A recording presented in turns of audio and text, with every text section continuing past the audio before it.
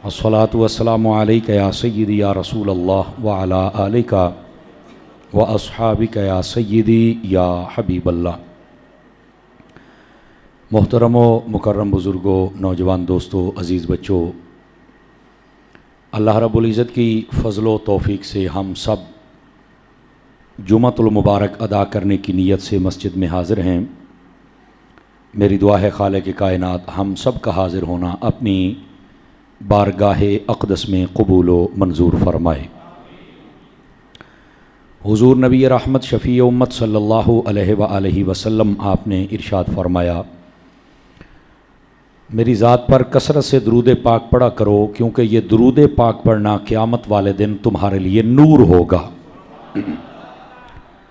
जुमे का दिन है, इस दिन नेकियों का सवाब वैसे भी बढ़ा दिया जाता है। कोशिश किया करें कि इस दिन में कुछ तस्बीहात हम दुरूद पाक की ज़रूर पढ़ा करें। अल्लाह ताला हमें अमल की तौफ़ीक़ अता फ़रमाए। तफ़सीरुल कुरान का सिलसिला हमारा जारी व सारी है। सूरतुल हाक़्क़ा शरीफ की तफ़सीर हम सुन रहे हैं। साबिक़ा जुमअतुल मुबारक में जो हमने मज़मून और मफ़हूम सुना था, वहाँ से आगे आज गुफ्तगू का आगाज़ करेंगे। इस सूरत के अंदर अल्लाह ताला ने क़यामत के कायम होने का ज़िक्र फरमाया और जितने कुफ़ार कुरैश थे उन सब को बतलाया कि अगर तुम अपने रसूल की बात को नहीं मान रहे और इस पैगाम को पैगाम हक़ नहीं समझ रहे, तो अपने से पहली कौमों की तरफ ज़रा तवज्जो कर लो कि हमने कौम आद, कौम समूद और बाकी जो कौमें हज़रत नूह अलैहिस्सलाम की कौम थी, उनको हमने कैसे बर्बाद किया जब उन्होंने अपने अपने नबी की नाफरमानी की थी। और ये सारी बात इरशाद फरमाने के बाद अल्लाह ताला ने फरमाया कि ये हम बात इसलिए कर रहे हैं ताकि नसीहत वाले नसीहत पकड़ें, और ये बात इसलिए कर रहे हैं ताकि याद रखने वाले इस बात को याद रखें कि अल्लाह ताला ने पहले लोगों के साथ नाफरमानी के सबब ये अज़ाब वाला मामला किया था और इसको याद रखा जाए। और उसके बाद फरमाया कि जब क़यामत कायम होगी, और होगी कायम, सितारे झड़ जाएंगे, आसमान टूट जाएगा, पहाड़ बिखर जाएंगे और बह जाएंगे पानी की तरह, रेत की तरह। और उसके बाद फरमाया क़यामत का दिन कायम होगा, 8 फरिश्ते होंगे जो अल्लाह के अर्श को उठाकर खड़े होंगे। और फरमाया उस दिन कोई बंदा छुप नहीं सकेगा कि उसको अल्लाह की बारगाह के सामने पेश करने के लिए कहीं से छुपने की जगह मिल जाए, वो नहीं छुप सकेगा।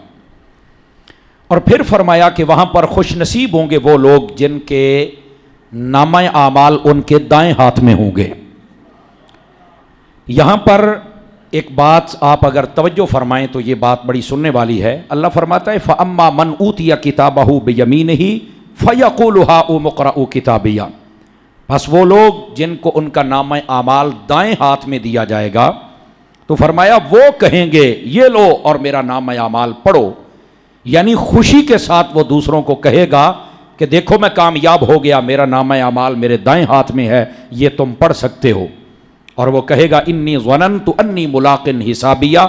वो कहता है कि मुझे अपने रब से ये गुमान था कि मैं अपने रब से जब मुलाकात करूँगा बसूरत हिसाब, तो यकीनन मैं कामयाब हो जाऊँगा अल्लाह की रहमत के साथ, और मेरा नामा आमाल मेरे दाएं हाथ में दिया जाएगा। यहाँ पर एक हदीस शरीफ आप समाअत फरमा लीजिए।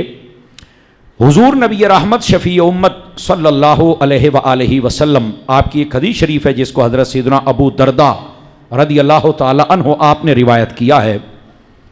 आका करीम सल्लल्लाहु अलैहि वसल्लम आप ज़िक्र फरमा रहे थे क़यामत के दिन के मंजर को। तो आका करीम अलैहिस्सलाम ने फरमाया क़यामत वाले दिन मैं अपनी उम्मत को पहचान लूँगा। तो हज़रत अबू दरदा कहते हैं नबी पाक अलैहिस्सलाम से सवाल हुआ, ऐ मेरे आका आप कैसे पहचानेंगे, इतनी उम्मतें होंगी, इतने लोग होंगे, तो इसके बावजूद इतने जम्मे गफ़ीर में से आप अपनी उम्मत को कैसे पहचानेंगे, निशानी क्या होगी? तो नबी पाक अलैहिस्सलाम ने इस हदीस पाक में जो मैं आपको सुना रहा हूँ 3 चीज़ें बयान फरमाई। पहली चीज़ आका करीम अलैहिस्सलाम ने फरमाया मैं अपनी उम्मत को इनके चमकते हुए चेहरे और चमकते हुए हाथ और चमकते हुए पाँव और चमकते हुए सरों की वजह से पहचान लूँगा। پوچھا گیا یہ چمکنے کا سبب کیا ہوگا؟ تو میرے آقا کریم علیہ السلام نے فرمایا میری امت جب دنیا میں رہتے ہوئے وضو کرتی ہے، جہاں جہاں وضو کا پانی لگتا ہے یہ جگہ قیامت والے دن 14ویں کے چاند کی طرح چمکتی ہوئی نظر آئے گی۔ اور فرمایا اس میدان معاشر میں جو جو چمک رہا ہوگا میں پہچان جاؤں گا کہ یہ بھی میرا ہے اور یہ بھی میرا ہے اور یہ بھی میرا ہے۔ یہ پہلی بات، اس سے آپ وضو کا اندازہ لگائیں کہ وضو کتنی اعلیٰ چیز ہے، اور ضرور باوضو رہنے کی عادت بنائیے۔ یہ پہلی بات اس حدیث شریف میں آقا کریم علیہ السلام نے ارشاد فرمائی۔ اب دوسری چیز کیا تھی؟ نبی پاک صلی اللہ علیہ وآلہ وسلم آپ فرماتے ہیں میں اپنی امت کو جو پہچانوں گا دوسرا طریقہ یہ ہوگا کہ ان کا نامہ اعمال ان کے دائیں ہاتھ میں ہوگا۔ جس کا نامہ اعمال دائیں ہاتھ میں ہوگا میں پہچان جاؤں گا کہ یہ میرا امتی بھی ہے اور کامیاب امتی ہے۔ یہ دوسرا ہے۔ اب تیسری بات جس کے ساتھ آقا کریم فرماتے ہیں میں قیامت والے دن اپنی امت کو پہچان لوں گا، وہ یہ فرمایا قیامت والے دن جو میری امت کے کامل و اکمل اور مومن لوگ ہوں گے ان کی اولاد قیامت والے دن بھی اپنے ماں باپ کے سامنے ڈرتی ہوئی نظر آئے گی۔ فرمایا ان کا احترام کرے گی جیسے ایک بادشاہ کے سامنے غلام کھڑا ہوتا ہے۔ فرمایا ان کی مثال ایسے ہوگی جب میں یہ دیکھوں گا کہ یہ اولاد آج بھی اپنے ماں باپ کا ادب کر رہی ہے تو میں سمجھ جاؤں گا کہ یہ امت بھی میری امت ہے۔ یہ تین چیزیں اس حدیث شریف میں نبی کریم علیہ السلام نے ارشاد فرمائی کہ قیامت والے دن میں اپنی امت کو کیسے پہچانوں گا۔ اب اس میں پہلی چیز وضو ہے، تو ہم سب کو چاہیے باوضو رہیں۔ میں نے کئی مرتبہ آپ کو یہ بات سنائی، لفظ وضو کا معنی ہی روشنی اور حسن ہوتا ہے۔ لفظ وضو ضوء سے ہے، ضوء ضیاء سے ہے، اور یہی وہ لفظ ہے جس کا معنی روشنی، عربی میں ضوء روشنی کو کہتے ہیں، چمک کو کہتے ہیں۔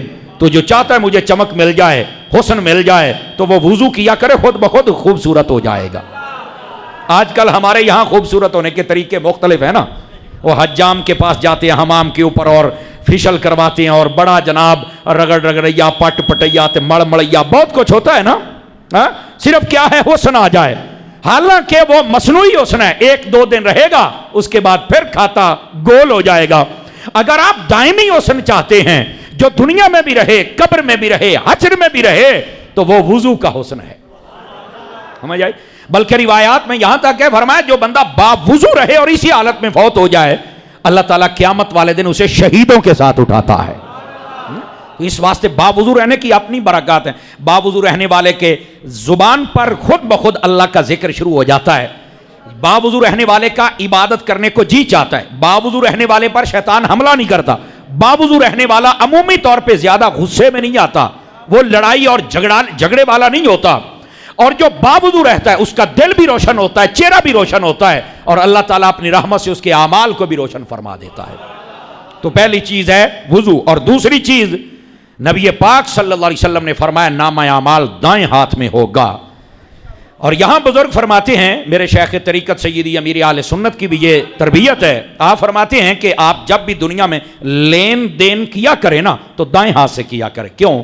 فرمایا یہ اچھی عادت جب بن جائے گی، قیامت والے دن جب آپ کو نامہ اعمال دیا جائے گا تو آپ جب دایاں ہاتھ بڑھائیں گے تو ہو سکتا ہے اسی اچھی عادت کی وجہ سے آپ کی یہ ادا پسند کر کے آپ کی بخشش و مغفرت فرما دی جائے اور آپ کا نامہ اعمال آپ کے دائیں ہاتھ میں دے دیا جائے۔ ٹھیک ہے، یہ دوسری بات۔ اور تیسری، اولادیں با ادب ہوں گی۔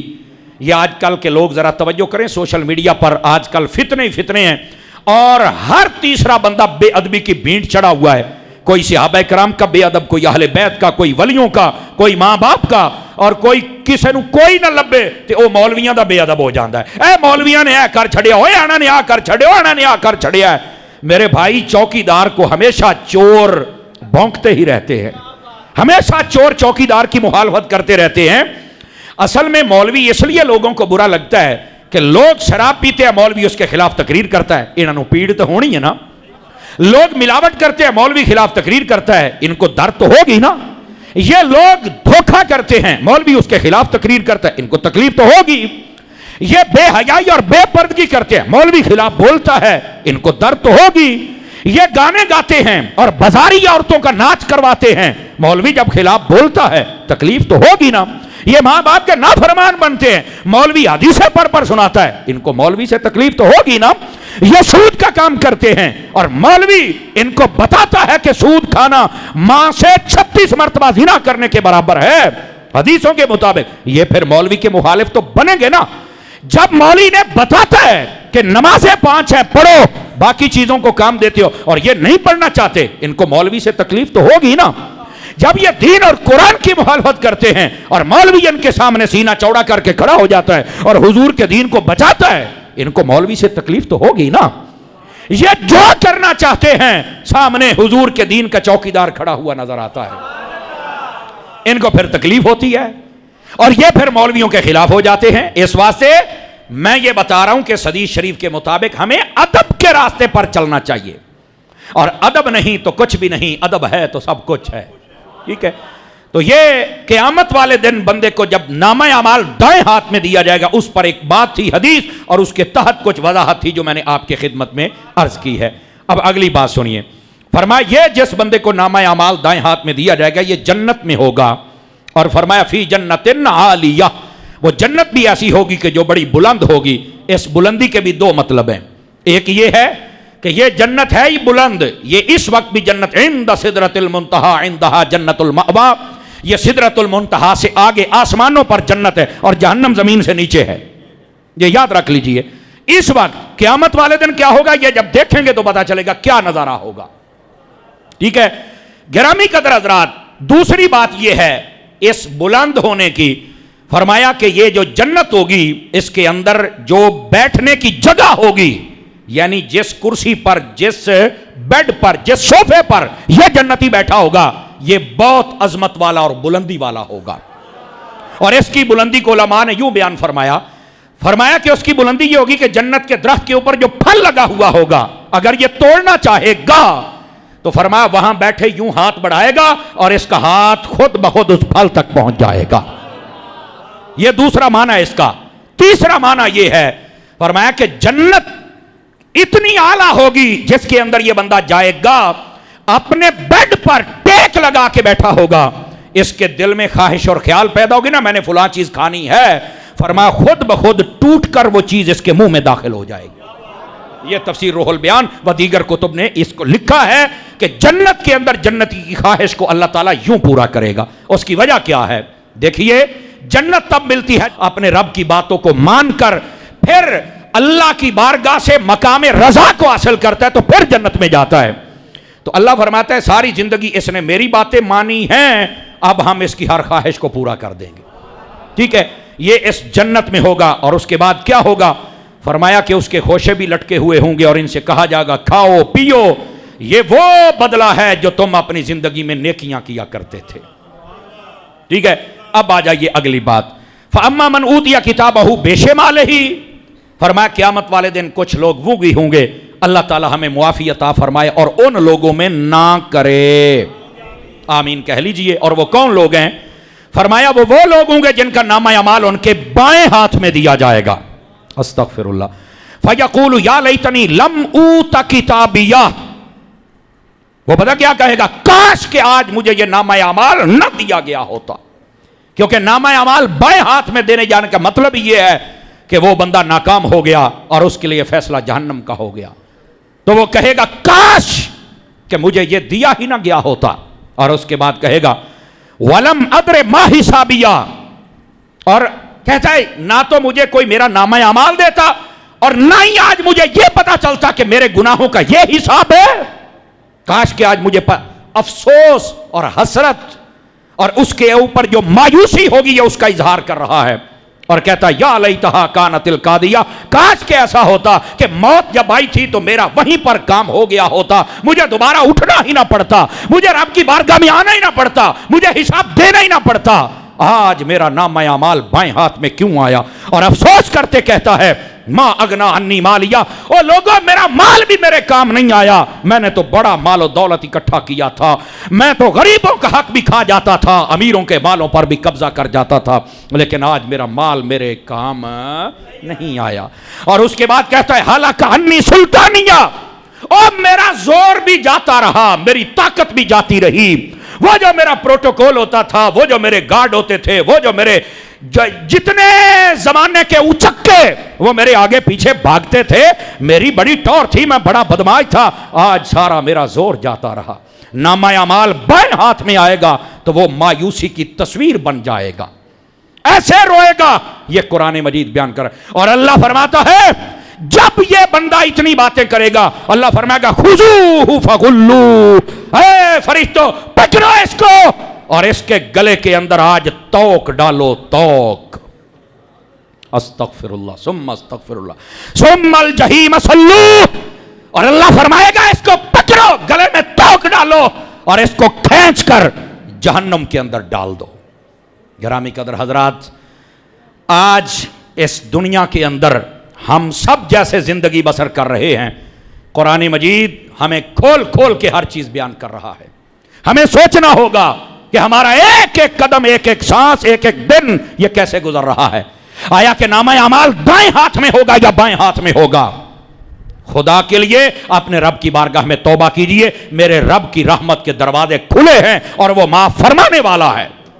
نبی پاک علیہ السلام تشریف فرما تھے، ایک قیدی آیا، وہ اس کی ماں سامنے تھی، وہ بڑی پریشان تھی کہ میرے بچے کو لوگ پکڑ کے لے گئے ہیں، پتہ نہیں چھوٹے گا یا نہیں چھوٹے گا۔ وہ جب بازیاب ہو کے نبی پاک کے سامنے لایا گیا تو ماں سے رہا نہ گیا، بھاگتے ہوئے چل کے اس اپنے بچے کو اس نے سینے سے لگا لیا۔ نبی پاک علیہ السلام نے فرمایا اے میرے صحابہ بتاؤ یہ جو ماں کی محبت ہے یہ دیکھ کر کیا ہوا؟ کہنے لگا حضور واقعی تعجب والی بات ہے کہ ابھی بچے کو چھوڑا نہیں گیا، ابھی بتایا نہیں گیا کہ یہ کیسے پکڑا گیا، کہاں رکھا گیا، کیا ہے، لیکن ماں کی محبت دیکھو کہ چل کے اس کو اپنے سینے سے لگایا، اتنی محبت کرتی ہے۔ میرے رسول پاک نے فرمایا لوگوں اس سے بھی بڑھ کر میرا رب اپنے ایک بندے سے پیار فرماتا ہے۔ اگر یہ آج یہاں آ گیا، نہ جانے اس کے ساتھ کیا ہوا، یہ کہاں رہا، لیکن اس کی ماں کی محبت پھر اس کو اپنے گلے لگا رہی ہے۔ فرمایا کہ جب تم اپنے رب کے دربار میں آ جاتے ہو نا تو میرے رب کی رحمت بھی تمہیں یوں ہی اپنے گلے لگا لیتی ہے۔ اب سمجھ آئی حضرات؟ اپنے رب کے دربار میں واپس آ جائیے، اس کے علاوہ کوئی ٹھکانہ نہیں ہے، ورنہ یہ قرآن مجید کھول کھول کے بیان کر رہا ہے۔ اللہ فرماتا ہے پکڑو اس کو اور اس کے گلے میں توق ڈالو، اور فرمایا کہ اس کو کھینچ کے جہنم میں ڈالو، اور اللہ فرماتا ہے ثم فی سلسلۃ ذرعها 70 ذراعا فاسلکوہ، پھر ایسی زنجیر اس کے گلے میں ڈالی جاتی ہے جو 70 ہاتھ لمبی ہوتی ہے، زنجیر ڈال کر اس کو کھینچا جائے گا۔ اور مفسرین نے لکھا یہ زنجیر یہ اس گلے کے اندر ٹوک پاؤں کے اندر یہ تو ہوگا، لیکن ادھر دیکھیے یہ تفاسیر میں لکھا قسم خدا کی بندے کا کلیجہ پھٹنے کو آ جاتا ہے۔ فرمایا منہ میں سے اس کا لوہا ڈال کر اس کے پیٹ سے گزار کر اس کے مقام پیشاب سے نکال کر سامنے اس کو یوں باندھا جائے گا اور اس کو اس طریقے سے کھینچ کر جہنم میں ڈالا جائے گا۔ یہ تفاسیر میں موجود ہے، میں اپنی طرف سے نہیں کہہ رہا۔ یہ ہے مجرم۔ اللہ فرماتا ہے انہو کان لا یؤمن باللہ العظیم، فرمایا یہ ہیں وہ بدبخت جو اپنے عظمت والے رب کو نہ جان سکے۔ اپنے عظمت والے رب کی شان اور عزت اور اس کے مقام و مرتبہ کو پہچانو، جو اس کے فرامین ہے اس کی عظمت کو سمجھنے کی کوشش کرو میرے عزیز دوستان گرامی۔ یہاں پر میں ایک اور بات اگر آپ توجہ کریں تو سنا دوں آپ حضرات کو، توجہ فرمائیں تو اپنے رب کی جو عزت اور عظمت ہے، مقام و مرتبہ ہے، ذرا اس کو سمجھنا چاہیے، اور اسی کو توحید کہتے ہیں کہ رب کے مقام و مرتبہ، عظمت اور رب کے تعارف کو بندہ سمجھ جائے۔ محبوب پاک صلی اللہ علیہ وآلہ وسلم آپ نے جو تعارف کروایا وہی قرآن اور حدیث میں موجود ہے، اور وہ کیا ہے؟ اللہ تعالیٰ وحدہ لا شریک ہے، کوئی اس کا شریک نہیں ہے، نہ ذات میں ہے نہ صفات میں ہے، وہ واحد ہے، وہ ازلی ہے، وہ ابدی ہے، وہ مستقل بذات ہے، وہ ہمیشہ سے ہے اور ہمیشہ رہے گا۔ یہ اپنے رب کے بارے میں ہمارا یہ عقیدہ ہونا چاہیے، یہ تعارف ہے رب کا۔ اللہ تعالیٰ جیسے ہمارے ہاتھ ہیں، پاؤں ہیں، ہماری آنکھیں ہیں، اللہ ان سے پاک ہے۔ اللہ کیا ہے؟ اتنا تعارف بس قرآن مجید میں کرا، اللہ نور السماوات والارض، فرما اللہ زمین و آسمان کا نور ہے۔ کیسا ہے؟ یہ جب جنت میں دیکھیں گے تب بتائیں گے ایسا ہے بس۔ اور آپ کو میں یہ بتا دوں، جنت کے اندر چلا جانا یہ مومن کے لیے سب سے بڑا انعام نہیں ہے. سوالات میں کامیاب ہو جانا یہ مومن کے لیے سب سے بڑا انعام نہیں ہے. قبر و حشر میں کامیاب ہو جانا یہ مومن کے لیے سب سے بڑا انعام نہیں ہے. یاد رکھ لو, یہ انعام ہے, یہ رحمت ہے, یہ فضل ہے, یہ کرم ہے, لیکن سب سے بڑا انعام, فضل, کرم وہ یہ ہے کہ بندے کو قیامت والے دن اپنے رب کا دیدار نصیب ہو جائے گا. گرامی قدر حضرات, تو ہمیں اپنے رب کے بارے میں یہ تعارف ہونا چاہیے. یہ عقیدہ, یہی توحید ہے کہ ہمارا رب جسم و جسمانیات سے پاک ہے. جیسے ہمارا یہ مکان ہے, ہم بیٹھتے اٹھتے, اللہ اس سے پاک ہے, وہ نور ہے, اس نے صرف اپنا یہ تعارف کروایا ہے, بس اس کے آگے ہم بات نہیں کر سکتے. اور یہ بھی یاد رکھیں, یہ پوری دنیا چھوٹی ہے, میرے رب کی ذات اس سے بھی بڑی ہے. اتنی بڑی میرے رب کی ذات ہے, یہ دنیا میں اللہ سما ہی نہیں سکتا ہے. فرمایا میں اس پوری کائنات میں نہیں سما سکتا, ولیکن اسعانی فی قلب المؤمن. فرمایا ہاں, ایک ایمان والے کا دل ہے جس میں رب کی ذات کے جلوے سما جایا کرتے. حضرات, یہ ہے میرے رب کی ذات. اس پوری کائنات میں رب کی ذات نہیں سما سکتی. یہ ہر شے چھوٹی ہے, میرے رب کی ذات بڑی ہے. اللہ تعالیٰ سب کو پیدا کرنے والا ہے, سب کا رازق ہے, سب کا مالک ہے, سب کا خالق ہے. ساری کائنات اس کی محتاج ہے. کوئی نبی ہو, ولی ہو, پیغمبر ہو, جب تک میرا رب انہیں علم نہ عطا کرے, طاقت نہ عطا کرے, اختیارات نہ عطا کرے, وہ کچھ نہیں کر سکتے. اور جب رب دے دے, وہ مردے بھی زندہ کر لیتے ہیں, وہ غیب کی خبریں بھی بتا دیتے ہیں, وہ سارے جہاں کے سامنے ایسا معجزہ رکھتے ہیں کہ سارا جہاں قیامت تک کے لیے دیکھتا رہ جاتا ہے. یہ ہے رب کی توحید. اچھا, بعض لوگ یہاں توحید کو پتہ کیسے بیان کرتے ہیں؟ داتا نہیں کہنا چاہیے, یا علی نہیں کہنا چاہیے, یا غوث اعظم نہیں کہنا چاہیے, میں توحید بیان کر رہا ہوں. میں نے کہا جناب آپ ولیوں کے خلاف بکواس کر رہے ہیں, یہ توحید نہیں ہے. توحید وہ ہے جو سنی بیان کرتا ہے. یہ تو ولیوں کے خلاف بکواس ہو رہی ہے, اس میں توحید کہاں سے آ گئی؟ تم نے کیا یہ سمجھ رکھا ہے اگر کسی ولی کو, کسی صحابی کو, کسی اہل بیت کے بندے کو یا کسی نبی کو با اختیار مان لیا جائے تو رب کی توحید میں فرق آ جائے گا؟ اور ظالمو, یہ شیطانی توحید ہے. ورنہ دیکھو نا, اللہ رب العزت نے جب حضرت آدم علیہ السلام کو پیدا فرمایا اور بڑی شانیں عطا فرمائیں اور سب فرشتوں کو کہا کہ یہ آدم ہے, اس کو سجدہ کرو. اب سب نے سجدہ کر دیا, تعظیم والا. شیطان نے نہیں کیا. اب شیطان نے جب نہیں کیا تو اللہ تعالیٰ نے پوچھا کیوں نہیں کیا؟ تو اس نے کہا جی میں بہتر ہوں. کہا وہ کیسے؟ کہا جی مٹی نیچے کی طرف آتی ہے, آگ اوپر پہ طرف, تو میں آگ سے بنا ہوں, میں اوپر, میں بہتر ہوں. اللہ نے فرمایا گل بہتری والی نہیں, گل یہ وے کہ اینو میں بنایا تے شان نام میں دتیاں نے. انہیں آکھیا ربا سونیا تینوں مننا گا, اینو نہیں مننا. اللہ نے فرمایا با پھر تو شیطان ہے, جیڑا مینوں مننے تے میرے اونا بندیاں نو نہ مننے, جیڑا نو میں شانہ دیواں وہ شیطان ہے. آج بھی شیطان دیکھنا تو ایک ہی نشانی ہے, رب کو مانے گا, رب کے بندوں کو نہیں مانے گا. یہ کون سی توحید ہے؟ داتا نہیں کہنا چاہیے, خواجہ نہیں کہنا چاہیے, بابا نہیں کہنا چاہیے, یارویں نہیں کرنی چاہیے, ختم نہیں ہونا چاہیے, بلادری ہو پر رام مار, یہ توحید ہے؟ یہ ولیوں کے خلاف بکواس ہے. توحید یہ ہے, یہ توحید کا عقیدہ ہے. اب اگر آپ توجہ کریں تو رب کی ذات کا بھی تعارف کروا دوں آپ کو. اللہ نے اپنی ذات کا انٹروڈکشن اور تعارف اپنے ہونے پر جو دلیل دی ہے. اللہ فرماتا ہے لوگوں دیکھو, مشرق سے سورج نکلتا ہے, مغرب میں ڈوب جاتا ہے. اگر کوئی رب نہ ہوتا تو کبھی تو یہ رک جاتا, یا دوسرا خدا ہوتا تو یہ اس نظام میں فساد پیدا ہو جاتا. لو کان فیہما آلہۃ الا اللہ لفسدتا. فرمایا اگر کوئی اور الہ ہوتا اور رب ہوتا تو یہ نظام بگڑ جاتا. اگر یہ نظام سلامت ہے تو ماننا پڑے گا رب بھی ہے اور ایک ہی ہے. رب بھی ہے اور پوری دنیا میں اتنی طاقت ہے, ایٹم بم بنا لیا, ہم یہ کر دیں گے وہ کر دیں گے. میں کہ سورج نو 1 گھنٹہ روک کے بکھا, چلو سجیوں کھبیوں کرنا بعد دی گل روک کے بکھا. کہتا جی نو. میں نے کہا جی نو تو ماننا پڑے گا وہ خدا ہے. اللہ نے دلیل دی ہے اپنے ہو, یہ توحید ہے. ولیوں کے خلاف بھونکنا یہ توحید نہیں ہے. آگے آؤ تمہیں توحید بتاؤں. اللہ رب العزت نے فرمایا هو الذی یصورکم فی الارحام کیف یشاء.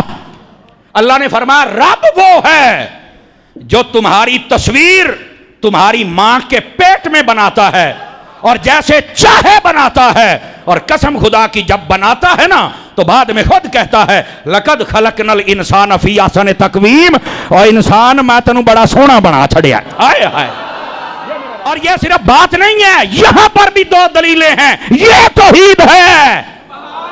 سنو یہ توحید کیسے ہے۔ اللہ تعالیٰ ماں کے پیٹ میں تصویر بناتا ہے، اس میں توحید پر کیا دلیل ہے؟ ادھر دیکھو بتاؤں آپ کو۔ کوئی دنیا کا تصویر بنانے والا وہ تب تک تصویر نہیں بنا سکتا جب تک وہاں پر لائٹ نہ ہو، روشنی نہ ہو۔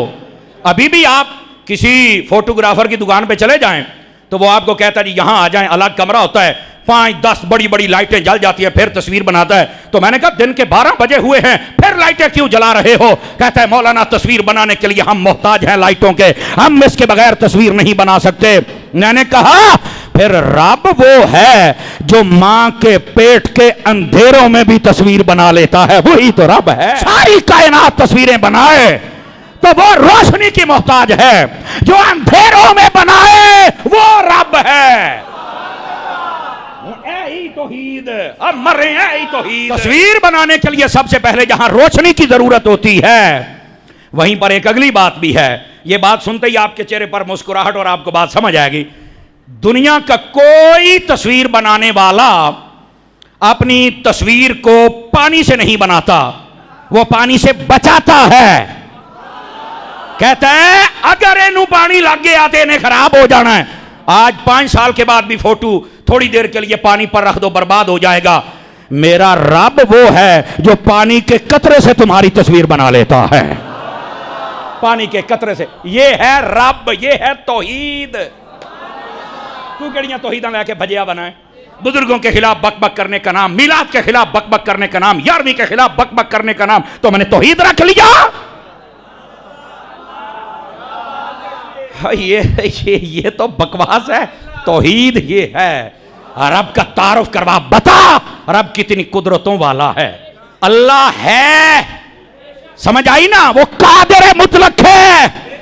اس پر تیسری دلیل یہ ہے اسی بات میں سے، جب بھی کوئی تصویر بناتا ہے اس کی تصویر میں جان نہیں ہوتی، وہ بول نہیں سکتی۔ میرا رب وہ ہے جب تصویر بناتا ہے بعد میں جان ڈال کے اسے بولنے والا بھی بنا دیتا ہے۔ توحید سن کے سواد آیا کہ کوئی نہیں آیا؟ یہ ہے توحید رب کا۔ یوں انشاءاللہ آپ کو ہم بتاتے رہیں گے، توحید بیان ہوئے تو جگر نو ٹھنڈ نہ پڑے۔ کتوں دی گل ہوئی جناب؟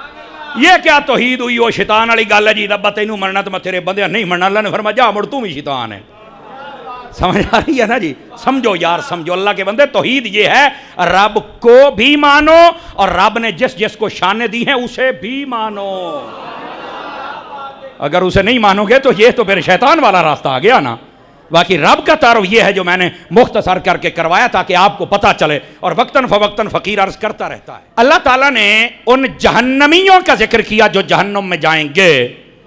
اللہ فرماتا ہے انہو کان لا یؤمن باللہ العظیم، یہ اپنے عظمت والے رب پر ایمان نہیں لاتے تھے، ولا یحض علی طعام المسکین، اور فرمایا نہ ہی کسی مسکین اور غریب کو کھانا کھلاتے تھے، اور نہ کسی کو کہتے تھے کہ کسی غریب کو کھانا کھلاؤ۔ یاد رکھو غریبوں کو کھانا کھلانا اور غریبوں کے رزق کا انتظام کرنا مسکینوں کا میرے اللہ کو بہت پسند ہے، میرے اللہ کو بہت پسند ہے۔ یقین فرمائیے آپ لوگوں سے میں بارہا گزارش کر چکا اور کر رہا ہوں اور کرتا رہوں گا، آپ نہ ایسے کریں کوئی ایک گھر غریب اور مسکین تلاش کر لیں اور اس کے راشن کا انتظام کر دے، قسم خدا کی میرا رب راضی ہو جائے گا۔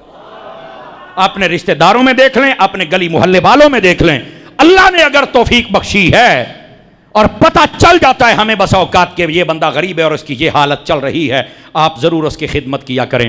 اگر آپ چاہیں تو آپ کو ایک حدیث سناؤں اور صحابہ کا تعامل بھی سناؤں۔ نبی پاک صلی اللہ علیہ وسلم کی تعلیمات یہ ہیں کہ جب کھانا بنایا جائے نا، یہ تعلیمات بتا رہا ہوں، اس وقت کچھ تھوڑا زیادہ مقدار میں بنانا چاہیے، اور اس میں نیت یہ کر لینی چاہیے کہ ہم اپنے اڑوسیوں پڑوسیوں کو بھی دیں گے، اور اگر کوئی غریب ہوا تو ہم اس کو بھی دیں گے۔ حضرت ابو دردہ و دیگر کئی صحابیوں کا یہ معمول تھا انہوں نے اپنی بیویوں سے کہا ہوا تھا کہ جب بھی گوشت بنانا ہے 2 گلاس پانی کے زیادہ بیچ میں ڈال لینے ہیں. کیوں؟ فرمایا اگر ہم گوشت نہیں دے سکتے کسی غریب کو تو شوربے کی ایک پیالی ہی بھر کے دے دیں گے. ہاں یہ طریقہ کار تھا. میرے عزیز میرے بھائی، اگر آپ چاہتے ہیں ہمارے اوپر کرم فضل اور مہربانی ہو جائے اور ہمارے اوپر رزق کا دروازہ کبھی بند نہ ہو تو غریبوں کو کھانا کھلانا شروع کر دیں. اور اس میں احتیاط کا پہلو یہ ہے، آپ اعلان نہ کریں کہ ان کو میں دیتا ہوں، اور تصویریں نہ لگائیں فیس بک پر کہ ان کو میں دیتا ہوں، اخباروں میں نہ دیں، میڈیا کے نمائندوں کو بلا کر نہ بتائیں کہ ان کو میں دیتا ہوں. کسی غریب کو اگر دیا ہے نا تو اس کو جینے کا موقع بھی دو یار. اس کی عزت کو برباد کر کر کے نا اسے زندہ ہی نہ مار ڈالو یار. اس کی بھی کوئی عزت نفس ہے. اگر کوئی نیکی کی ہے نا تو وہ تجھے پتا ہو یا تیرے رب کو پتا ہو. مہربانی یہ تشہیر کرنے سے بچنا اور چپ کر کے ان غریبوں کو کھلا دینا، ان کو دے دینا، ان کے گھر راشن پہنچانا.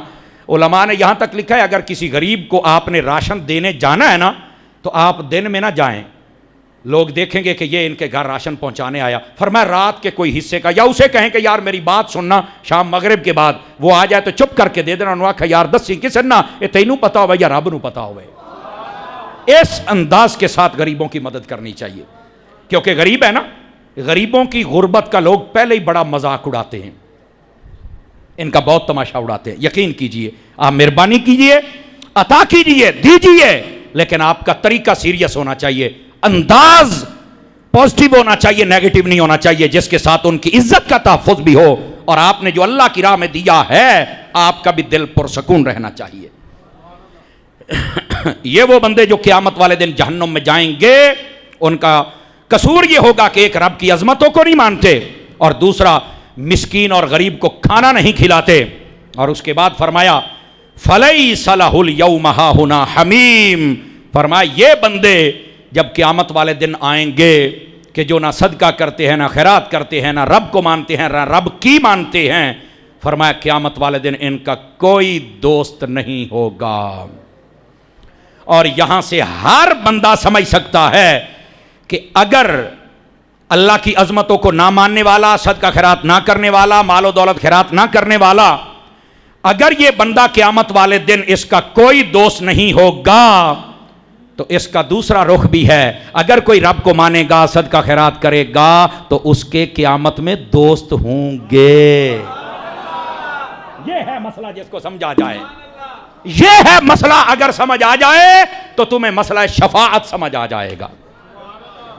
اللہ فرماتا ہے یہ گناہگار، سیاکار، بدکار، منکر، فرمائے ان کا کوئی دوست نہیں ہوگا، ان کا کوئی سفارشی نہیں ہوگا. اور جو نیکوکار ہوں گے، جو اچھے لوگ ہوں گے، جو یہ کام کرتے ہوں گے اور پھر ہو سکتا ہے ان کے عمل میں کوئی کمزوری ہو تو فرمایا ان کا کوئی نہ کوئی شفیع و مددگار آ ہی جائے گا. ٹھیک ہے. اور اس کے بعد میرا رب کیا فرماتا ہے وَلَا طَعَامٌ إِلَّا مِنْ غِسْلِينَ. آئے ہائے ہائے.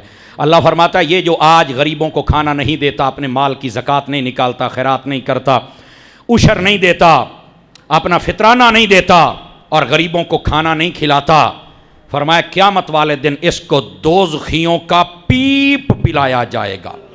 استغفر اللہ ثم استغفر اللہ. اللہ معافی عطا فرما، ہماری 7 نسلوں کو معافی عطا فرما، بلکہ ہر مسلمان کو معافی عطا فرما اور اسے اپنی راہ میں خیرات کرنے کی توفیق عطا فرما، مسکینوں کو کھانا کھلانے کی توفیق عطا فرما. اپنے مال پر سانپ کی طرح قابو ہو کے بیٹھنے والوں غور سے سنو، یہ مال تمہارا یہیں رہ جائے گا. اگر آپ الہاکم التکاثر کو پڑھو اور اس کے اگلی پچھلی صورتیں پڑھو، یقین کرو کمال ہو گیا. نبی پاک نے ایک مرتبہ پوچھا بتلائیے یہ مال کس کا ہے؟ انہوں نے کہا جی یہ ہمارا مال ہے. مفہوماً حدیث سنا رہا ہوں. آقا کریم نے فرمایا اگر آج تم فوت ہو جاؤ تو یہ مال تو تمہارے وارثوں کا ہے، تمہارا کون سا ہے؟ آ گئی سمجھ بات کی؟ تو وہ چپ ہو گئے. حضور بتلائیے ہمارا کون سا ہے؟ نبی پاک علیہ السلام نے 3 چیزیں بیان فرمائی، ما اکلتا وما البستا وما تصدقتا. فرمایا جو حلال طریقے سے کما کے تم نے کھا لیا وہ مال تمہارا تھا، جو حلال طریقے سے کما کے تم نے پہنا، انجوائے کیا، اپنا مکان، سواری، کپڑے، جوتا اچھا پہنا اللہ کی رضا کے لیے، یہ مال تمہارا تھا. اور فرمایا وہ جس کو تم نے اللہ کی راہ میں خیرات کر دیا یہ مال تمہارا ہے، باقی جو پیچھے ہے یہ تو وارثوں کا ہے، تمہارا کہاں ہے. اس لیے جتنا کماتے ہو اس میں سے کچھ نہ کچھ کھایا کرو، اچھا کھایا کرو، زیادہ نہ کھایا کرو، اچھا کھایا کرو. میرا خیال میں سمجھا نہیں سکا آپ کو. زیادہ نہ کھایا کرو، اچھا کھایا کرو، بہترین طریقے سے کھایا کرو. سمجھ آ رہی ہے میری بات کی میرے عزیز میرے بھائی. دوسری بات، اچھا پہنا کرو، اللہ خوش ہوتا ہے، لیکن کبھی بھی تکبر کی نیت سے اچھا لباس نہ پہننا. میں سارے ہیں تو سونا لگاں گا، میری خوشبو سارے ہیں تو چنگی ہوئے گی، یہ نہیں. یا اللہ تیری نعمت ہے، اسا سنے ہیں تو خوش سننا ہے، اسا تینوں خوش کرنے واسطے پالے. اللہ اللہ تے خیر چلا، اتنی بات ہے. اور اللہ کی راہ میں خیرات کیا کرو. یہ جو خیرات ہے یہ اس اکاؤنٹ میں جمع ہو رہی ہے. سمجھ آ رہی ہے میری بات کی؟ کوئی نہیں آ رہی. جتنا ہو سکے اپنے ہاتھوں سے خیرات کیا کریں. بعض لوگوں کے ہاتھوں میں پتہ نہیں کون سے تالے لگے ہوئے ہوتے ہیں کہ وہ 10 روپے بھی دینے ہوں نا 5 منٹ پوری جیب فرول دے راندن تو اس تو بعد وے دن جڑا سارے ہاں تو گسے ہویا نوٹ ہوئے او دن دینے، حالانکہ کڑکنے دی بھی اونی شے آنی ہے. چلو مرضی ہے تھوڑی، ہاں کڑکنے دی اونی آنی، یقین اللہ تے کرو، لیکن گسے ہویا دینا ہے. حالانکہ حکم یہ ہے گڑے ہویا گسے ہویا ادھا کہہ دے آدھا بھی مٹھے ہویا ہے وہ دیتے ہیں. کیوں؟ A note گسے. قرآن مجید 4 پارہ شروع یہاں سے ہوتا ہے، لن تنالوا البر حتی تنفقوا مما تحبون. فرمایا اللہ کی راہ میں جب تم اپنی پسندیدہ چیز خرچ کرو گے جو تمہیں پسند ہے، ثواب تو مل نہیں تھا، اے نیکی ہوئی نا، اے نیکی ہے.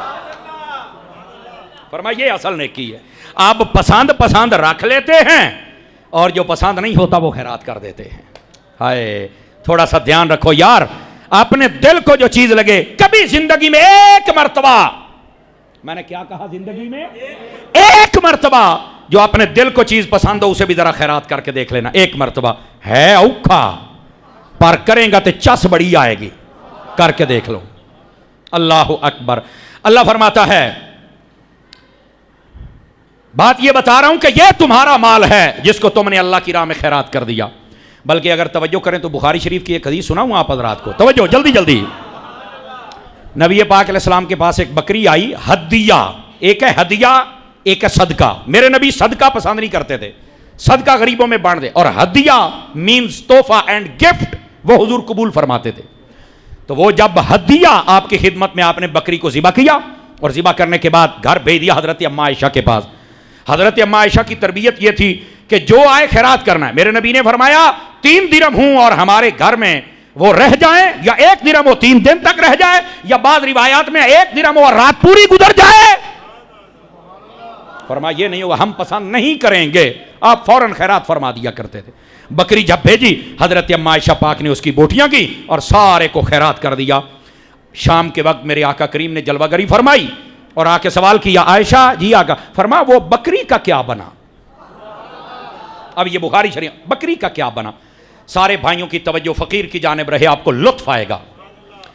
نبی پاک علیہ السلام کو بکری کی دستی، سامنے والی ٹانگوں کو دستی کہتے ہیں، اور یہ وہ دستی ہوتی ہے جو سب سے لذیذ بھی بنتی ہے اور اس کے ریشے دانتوں میں بھی نہیں پھنستے اور معدے میں بھی جلدی ہضم ہو جاتی ہے. ٹھیک ہے، تو نبی پاک علیہ السلام اس کو پسند سے تناول فرمایا کرتے تھے. حضرت اما عائشہ پاک نے ایک دستی رکھ لی، باقی ساری بکری خیرات کر دی. اب جب میرے آقا کریم نے پوچھا نا تو آپ نے وہ دستی اٹھائی. فرمایا حضور ایک دستی بچ گئی ہے. جیسے بندہ بے تکلف ہو کے کلام کرتا ہے، باقی گئی. آپ نے یوں اشارہ کیا اور میرے نبی نے جو جواب دیا، سبحان اللہ، آپ کو لطف آئے گا. فرمایا عائشہ اس کو تو ہم کھا ہی جائیں گے، بچی وہ ہے جس کو ہم نے خیرات کر دیا. آئے آواز سمجھ آئیے، وہ بچی ہے نہ مایا مال میں. اپنے مال میں سے اپنی زندگی میں کچھ نہ کچھ خیرات کر دیجئے اور ضرور کیا کیجئے، اللہ کریم اس میں برکت عطا فرمائے گا. تو فرمایا کہ جو بندہ اپنا مال خیرات نہیں کرتا، زکوٰۃ نہیں دیتا، فطرانہ نہیں دیتا، मसाकिन और गुरबा को कुछ नहीं देता, क़यामत वाले दिन अल्लाह ताला उसको जहन्नमियों का पीप पिलाएगा। अस्तगफिरुल्लाह सुम्मा अस्तगफिरुल्लाह, लाखों मरतबा मेरी तौबा।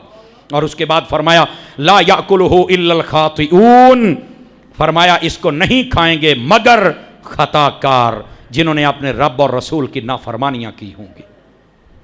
अल्लाह फरमाता है फला उक़सिमु बिमा तुबसिरून वमा ला तुबसिरून, फरमाया मैं कसम उठा के कहता हूं उन चीजों की जो तुम्हें नजर आती हैं, और कसम उठाता हूं उन चीजों की जो तुम्हें नजर नहीं आती।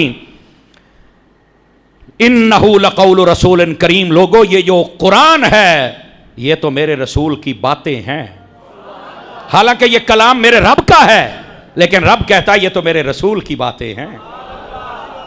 ये कुरान की अजमत बयान हो रही है। और अल्लाह फरमाता है वमा हुवा बिक़ौलि शाइरिन क़लीलन मा तुअमिनून, लोगों ये कुरान किसी शायर का कलाम नहीं है। बहुत थोड़े हैं जो ईमान लाते हैं और इस बात को समझते हैं। समझो ईमान वालों, ये कुरान किसी शायर का कलाम नहीं है। और अगली बात फरमाया वला बिक़ौलि काहिरिन क़लीलन मा तज़क्करून, फरमाया ये जो कुरान है ये किसी नजूमी की बातें नहीं हैं। और समझने वालों समझो, ये किसी नजूमी की बातें नहीं हैं। और उसके बाद फरमाया तंज़ीलुम मिर रब्बिल आलमीन, फरमाया ये तो तुम्हारे रब की तरफ से नाज़िल होने वाला कलाम है। इन आयात का पस मंजर भी सुनिए।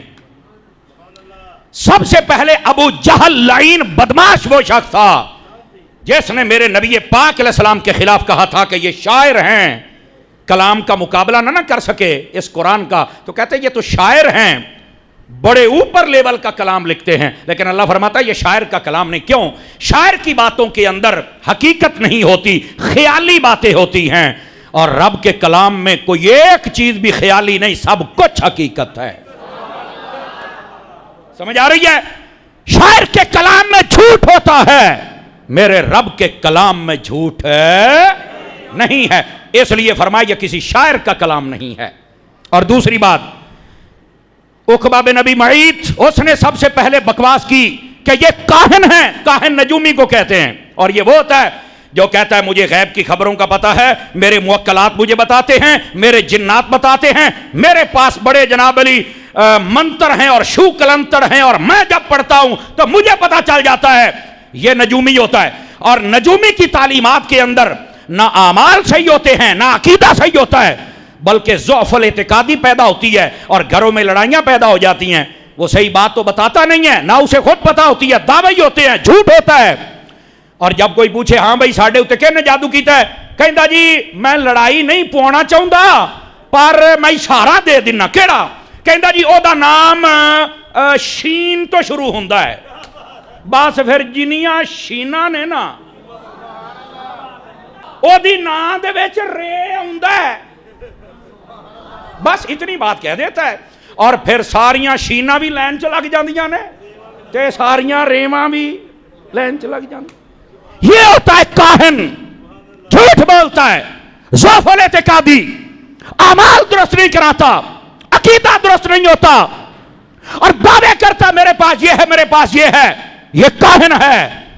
फरमाया ये कलाम काहिन का नहीं है, यह मुस्तफा जान रहमत का कलाम है, जिसने मेराज की रात अपनी आंखों से रब का दीदार किया हुआ है। यह मुस्तफा का कलाम है जिसके अंदर ना झूठ है, ना शेर है, ना बातिल है, ना ज़ौफ़ुल इतिकादी है। जब देखो इस कुरान के अंदर हकीकत ही हकीकत है। अब समझ आई? कुरान पढ़ने वाले बंदे की इस्लाह हो जाती है। नजूमी की जब अपनी इस्लाह नहीं होती तो दूसरों की क्या करेगा? तवज्जो है कि कोई नहीं है? और वलीद बिन मुगीरा तीसरा बदमाश था जिसने यह कहा था मेरे नबी के बारे में कि यह वो नबी है जो साहिर यानी जादूगर है। अस्तगफिरुल्लाह सुम्मा अस्तगफिरुल्लाह। चूंकि जब भी कोई बात होती ना तो नबी पाक सल्लल्लाहु अलैहि वसल्लम का मोजज़ा जाहिर होता तो वो मोजज़े को जादूगरी समझ लेते थे। ये जादू नहीं था, ये हुजूर की शानों का एजाज था। तो अल्लाह ताला ने उनका जवाब दिया कि यह कुरान न किसी शायर का कलाम है, न नजूमी का कलाम है, यह रब की तरफ से नाजिल होने वाला है। और अल्लाह ने फरमाया यह कुरान पाक तो एक करम करने वाले रसूल का कलाम है। रसूलुन करीम, करम करने वाले रसूल। کون سے رسول ہے؟ کرم کرنے والے. اب یہ قرآن کا تعارف ہے. اور یہاں پر ایک بات اسی کے ساتھ اٹیچ رہنی چاہیے, اور وہ بھی یہ ہے, حضرت فاروق اعظم کہتے ہیں کہ ایک دن, ابھی میں نے کلمہ نہیں پڑھا تھا, میں نے نا ایک دن دل میں سوچا کہ آج میں مسلمانوں کے نبی کا کام تمام کر دوں گا. کہتے جب میں اس ارادے سے نکلا نا تو دیکھا کہ نبی پاک آگے آگے جا رہے ہیں, میں بھی پیچھے ہو لیا. آپ جلدی سے خانہ کعبہ میں داخل ہوئے اور جاتے ہی آپ نے نماز کی نیت کر لی. اور جب نماز کی نیت کی نا تو میں نے کہا یہ کون سا دین ہے کہ ایسے یہ عبادت کر رہے ہیں, حالانکہ ان کو تو شاعر کہا جاتا ہے. کہتا ہے جب میں نے اپنے دل میں کہا نا کہ ان کو شاعر کہا جاتا ہے تو نبی پاک نے یہی آیت بلند آواز سے پڑھی, وَمَا هُوَ بِقَوْلِ شَاعِرٍ قَلِيلًا مَا تُؤْمِنُونَ. حضرت فاروق اعظم کہتے میں ڈر گیا, میرے دل میں بات ہے اور مصطفیٰ زبان سے بیان کر رہے ہیں. میرا جواب آ گیا کہ یہ شاعر کا کلام نہیں ہے, اس پر تو ایمان رکھنا چاہیے, یہ تو رسول کا کلام ہے.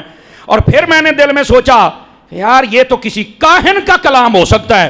آگے نبی پاک نے فرمایا وَمَا هُوَ بِقَوْلِ كَاهِنٍ قَلِيلًا مَا تَذَكَّرُونَ. کہتے ہیں میں وہیں پر چپ ہو گیا کہ انہاں نوں کچھ نہیں کہنا, یہ سچے نے. وہ الگ بات تھی کہ دوسرے دن کہتے ہیں کہ مجھے جب پھر لوگوں نے بھڑکایا, میں تلوار اٹھا کے نکلا تو ایک بندے نے مجھے کہا ادھر تے جاندا پیا, پہلو بہن دا پتہ تے کر لا, انہیں تے پہلے ہی کلمہ پڑھ لیا ہے. کہہ رہے میں باجی اپنی کے پاس گیا, دیکھا تو وہ بھی اور میرے بہنوئی بھی وہ پڑھ رہے تھے. میں نے بڑا مارا, میری بہن نے کوئی گل کی تھی, انہیں آکھیا آ تلوار ساڈی بھی لے لا تے اپنی لے لا, دونوں ہاتھاں ہی پھڑ لا, ساڈے ٹوٹے کر دے. جے ایک ایک ٹکڑے دے وچوں محمد مصطفیٰ دے نام دے نعرے نہ ہون تے گل تے کچھ نہ ہوئی. سمجھ آ رہی ہے جناب گرامی قدر حضرات؟ یہ ہے قرآن کی عظمت. اور یہ آیات طیبات یہ سبب بنی تھی حضرت سیدنا فاروق اعظم کے ایمان لانے کا. اور وقت کے دامن میں گنجائش تھوڑی ہے, میں چاہتا ہوں کہ ذرا جلدی سے یہ سورت آج مکمل ہو جائے. اللہ فرماتا ہے, اب ادھر سنیے, آئے اگلی گال بھی بڑی ٹوری جے, ذرا صرف 3 سے 4 منٹ مجھے دے دو, مزہ آئے گا آپ کو. آج کل نا بعض لوگ ہیں جو قرآن میں شک کرتے ہیں, ہاں ہاں, اور میری بات لکھ لو, ایسے لوگ آئیں گے جو کہیں گے ہمیں اس قرآن میں شک ہے. اور کئیوں کی میں نے ویڈیو دیکھی ہے, کہتے ساڈا قرآن کتے پہاڑاں چ لکیا پیا تے وہ نکل کے آنا ہے. تو میں کہا اینی دیر کافر ہی رہے ہو, تمہیں حیا نہیں آتا؟ یہ قرآن حق اور سچ ہے, اس میں کوئی تبدیلی نہیں ہو سکتی, کوئی چینجنگ نہیں ہو سکتی. میرا رب فرماتا ہے, ادھر دیکھو, فرمایا وَلَوْ تَقَبَّلَ عَلَيْنَا بَعْدَ الْأَقَاوِيلِ. فرمایا لوگو اس قرآن میں اگر رسول بھی اپنی طرف سے کوئی بات شامل کرے لَأَخَذْنَا مِنْهُ بِالْيَمِينِ, تو فرمایا ہم اس کی سخت پکڑ کریں گے. ہم کیا کریں گے؟ سخت. یعنی یہ قرآن وہ ہے جس میں رسول بھی کوئی تبدیلی کر سکتا. اس قرآن مجید اللہ کے کلام میں کسی قسم کی اپنی طرف سے کوئی بات شامل, ہاں وہ الگ بات ہے کہ قرآن کے جو احکام ہیں ان احکام پر اللہ تعالیٰ فرماتا ہے محبوب جیسے تمہارا جی چاہے حکم جاری کر دو نا.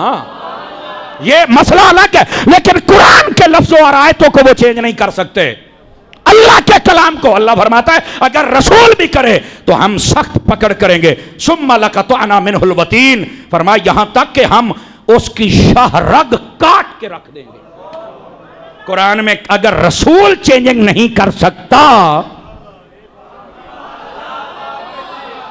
اب یہ ہے بات جو تمہارے جگر کو خوش کرنے والی ہے, تو مجھے بتاؤ پھر صحابہ اور اہل بیت پر کیسے الزام دیا جا سکتا ہے کہ انہوں نے قرآن کو بدلا ہے؟ اور یہ رب کا کلام ہے, ساری کائنات الٹی ہو سکتی ہے, رب کے کلام کی ایک آیت بھی الٹی نہیں ہو سکتی ہے. یہ رب کا کلام ہے اور سچا کلام ہے. اللہ فرماتا ہے فما منکم من احد عنہ حاجزین, فرمایا جب ہم اس کی پکڑ کریں گے تو تم چھڑا بھی نہیں سکو گے. کیا مطلب؟ فرمایا رسول کو بھی اجازت نہیں ہے کہ اللہ کے کلام کے اندر کوئی زیادتی یا کمی کر دے. احکام کا مسئلہ الگ ہے, تو جب رسول پاک نے یہ نہیں کیا اور اتنا سخت حکم میرے رب نے جاری فرما دیا کہ ہم اس کی پکڑ کریں گے اور شہرک کاٹ کے رکھ دیں گے اور تم بچا بھی نہیں سکو گے, تو پھر صحابہ کرام نے کیسے بدل لیا؟ ہو ہی نہیں سکتا. یہ قرآن قیامت کی صبح تک کے لیے یہی سچا پکا اور اچھا قرآن ہے، اس کے اندر کوئی تبدیلی، کوئی چینجنگ، کوئی کمی زیادتی نہیں ہے، یہ یاد رکھ لیجئے۔ اور اللہ فرماتا ہے وَإِنَّهُ لَتَذْكِرَةٌ لِّلْمُتَّقِينَ، لوگوں یہ باتیں اس بندے کے لیے ہیں جو تقوی والا ہے اور نصیحت پکڑنے والا ہے، اور جس میں تقوی خوف خدائی نہیں اور نصیحت اس نے پکڑنی ہی نہیں، وہ بندہ قرآن کی ان باتوں سے کیسے ہدایت حاصل کر سکتا ہے؟ وہ بندہ حاصل نہیں کر سکتا۔ اور اگلی بات، نبی پاک علیہ السلام کے پیارے دیوانوں، اللہ فرماتا ہے وَإِنَّا لَنَعْلَمُ أَنَّ مِنْكُمْ مُكَذِّبِينَ، فرمایا ہم جانتے ہیں پھر بھی کچھ جھوٹے جھٹلائیں گے۔ ہائے او میرے ربا، میں صدقے جاواں، قسم خدا دی قربان جاواں۔ اللہ نے فرمایا قرآن میں چینجنگ نہیں ہے، رسول بھی نہیں کر سکتا، اگر کرے گا تو ہم پکڑیں گے، ہم شہرک تک کاٹیں گے، تم بچا نہیں سکو گے۔ اور فرمایا یہ نصیحت والے بندے دے بچے واسطے گلان ہیں۔ اور اللہ یہ بھی فرماتا ہے ہم جانتے ہیں اس کے باوجود کچھ جھٹلائیں گے۔ آج ان جھوٹوں کو پہچانو جو قرآن کو جھوٹا کہہ رہے ہیں، سمجھ آئی؟ اور اس کے بعد فرمایا وَإِنَّهُ لَحَسْرَةٌ عَلَى الْكَافِرِينَ، فرمایا کافر ہمیشہ مایوس ہی رہے گا، ہر ویلے پریشان ہی ہوندہ ہے کافر، جلے ویکو مایوس ہوندہ ہے۔ تے مومن دیاں موجہ جنگ دے بیچ بھی ہوئے، انہوں ہوندہ جے جیت گیا تے غازی، تے جے شہید ہو گیا تے جنت، وہ تے اتھے بھی مایوس نہیں رہندا، تے کافر ہر ویلے مایوس ہوندہ ہے۔ اور جڑا قرآن دا منکر ہوئے اس تو بڑا کافر کیڑا ہے، اور اس تو بڑا مایوس ہونا والا کیڑا ہے؟ ٹھیک ہے؟ اور آگے کیا فرما وَإِنَّهُ لَحَقُّ الْيَقِينَ، اے مان جاؤ قرآن حق ہے۔ ہائے صدقے، ہائے صدقے، یہ ہے میرے رب کا کلام۔ اور اللہ فرماتا ہے فَسَبِّحْ بِاسْمِ رَبِّكَ الْعَظِيمِ، اے سبحان اللہ کہہ کہ رب دی تسبیح بیان کیتا کر، بلند آواز سے کہو سارے سبحان اللہ۔ اے سب بسم دا اے ترجمہ نہ ہوئے سبحان اللہ جو چور دی سزا میری، تو جے ایو ہے اے دا مطلب ہے قرآن دی شان ہوئے یا صاحب قرآن دی شان ہوئے، پھر بعد سبحان اللہ ضرور کہنا چاہیے۔ اللہ تعالی ہم سب کی حاضری قبول فرما لے۔